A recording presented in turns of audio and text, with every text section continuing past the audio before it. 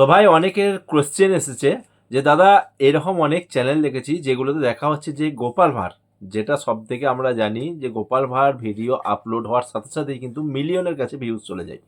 তো এরকম অনেক আমার কাছে প্রশ্ন এসেছে যে দাদা যদি গোপাল ভাঁড়ের ভিডিওগুলোকে আমরা ডাউনলোড করে কপি পেস্ট করে তার মধ্যে কিছুটা কালার কন্টেস্টকে বাড়িয়ে বা দুটো চারটে ইফেক্ট লাগিয়ে ভয়েসটাকে একটু স্পিড করে আমরা যদি আপলোড করি, এক্ষেত্রে চ্যানেল মনিটাইজেশন হবে কি হবে না? কারণ এরকম অনেক চ্যানেল রয়েছে যেখানে দেখা যাচ্ছে গোপাল ভাঁড়ের ভিডিওকে আপলোড করা হয়।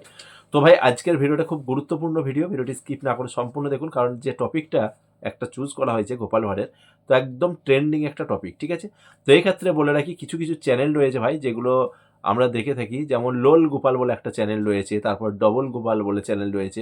তো এই সব চ্যানেলগুলোতে যেমন দেখুন, আমি একটা স্ক্রিনশট আপনাদেরকে দিই। এখানে দেখুন স্ক্রিন রেকর্ডটা আমি অন করছি, এখানে স্ক্রিন রেকর্ডটা আমি অন করে দিচ্ছি, ঠিক আছে?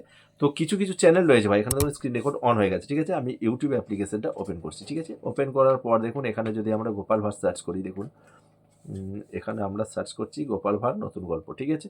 তো এখানে দেখুন এই যে চ্যানেলের লোগোটা, এটা কিন্তু সোনি আট, ঠিক আছে? যেখানে মেন গোপাল ভাঁড়ের ভিডিও কিন্তু আপলোড হয়, ঠিক আছে? অরিজিনাল একদম। এবার দেখুন স্ক্রল করে যদি যাই, এখানে অনেক ধরনের, এই যেমন ধরুন একটা আছে গোপাল ভাঁড়ের, এই দেখুন এই একটা গোপাল ভাঁড়ের চ্যানেল রয়েছে, ঠিক আছে? এখানে দেখুন মাত্র 3.38K, মানে 4,000-এর কাছাকাছি সাবস্ক্রাইবার রয়েছে, 180টা ভিডিও আপলোড হয়েছে। এখানে কি করছে ভাই, সম্পূর্ণ গোপাল ভাঁড়ের, মানে গোপাল ভাঁড় প্লাস চ্যানেলটার নাম। এখানে কি করছে, এ একটা যেমন গোপাল, দেখুন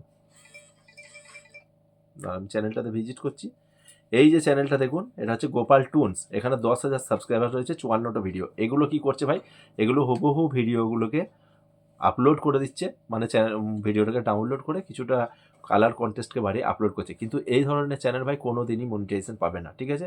এখানে দেখুন এই ক্রিয়েটারের প্রত্যেকটা ভিডিওতে কিন্তু কপিরাইট ক্লেম রয়েছে। তাহলে এবার প্রশ্ন আসছে যে আমরা গোপাল ভাঁড়ের কোনো ভিডিও কি কোনোভাবে আপলোড করতে পারবো না? পারবো। সেখানে হচ্ছে কী করতে হবে, আপনারা ভিডিও থাম্বনেইলে লিখেছেন রিয়াকশন ভিডিও তৈরি করতে হবে। রিয়াকশন বলতে কীরকম, সেক্ষেত্রে আপনার চ্যানেলটা কিন্তু অনায়াসে মনিটাইজেশন পেয়ে যাবে, ঠিক আছে? তো আপনাকে দু ধরনের রিয়াকশন রয়েছে।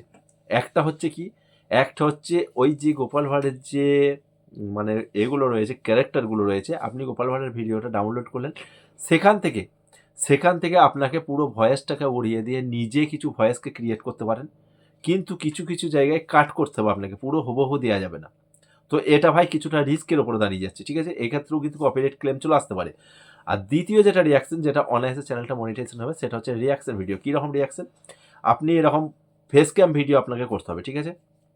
ক্যামেরা অন করলেন, ক্যামেরার সামনে আপনি যে কোনো একটা গোপাল ভাঁড়ের ভিডিওকে ডাউনলোড করলেন, ঠিক আছে? ডাউনলোড করার পর আপনি অন্য একটা ফোন থেকে, যে ফোনে ক্যামেরাটা করছেন সেটা নয়, অন্য একটা ফোনে ভিডিওটা প্লে করলেন।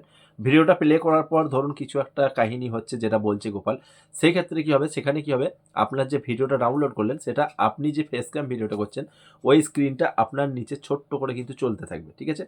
আপনি এখানে প্লে করছেন, প্লে করার সাথে সাথে আপনার ডিসপ্লেতে কিন্তু অডিয়েন্সরা দেখছে যে চলছে, কোনো একটা গোপাল একটা কথা বললো মহারাজকে, ঠিক আছে? তো বলার পরে সেক্ষেত্রে কী করতে হবে, আপনাকে ভিডিওটা পজ করে দিতে হবে। পজ করে দিয়ে তারপরে সেটা আপনাকে রিয়াকশন দিতে হবে যে গোপাল কেন কথাটা বললো, বা কী এর প্রতিক্রিয়া কী হতে পারে, এর এগেনস্টে মন্ত্রী কী ভাবতে পারে। তো চলুন আমরা ভিডিওর আগে কিছুটা অংশ দেখে নিই। আবার ভিডিওটা একটু প্লে করলেন, প্লে করার পর আবার কিছুটা গেল, আবার আপনাকে স্টপ করতে হবে।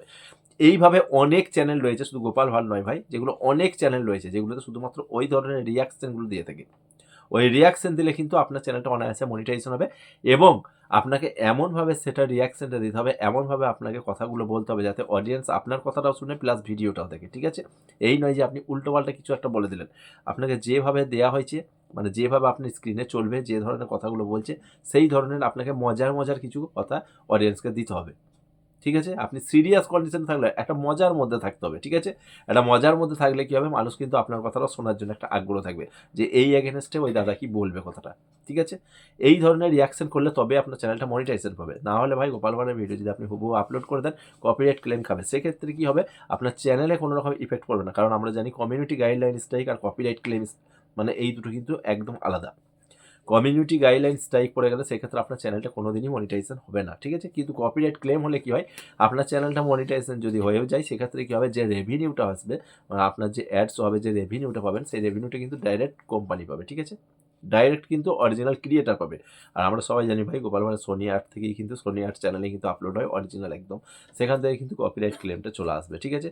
আর যেসব চ্যানেলগুলো ভাই তৈরি করে হুবহু আপলোড করে আপনি যেভাবেই কালার কন্টেস্ট বাড়ান না কেন আপনার কোনোভাবেই চ্যানেলটা মনিটাইজেশন হবে না, কপিরাইট ক্লেম খাবেন, ঠিক আছে।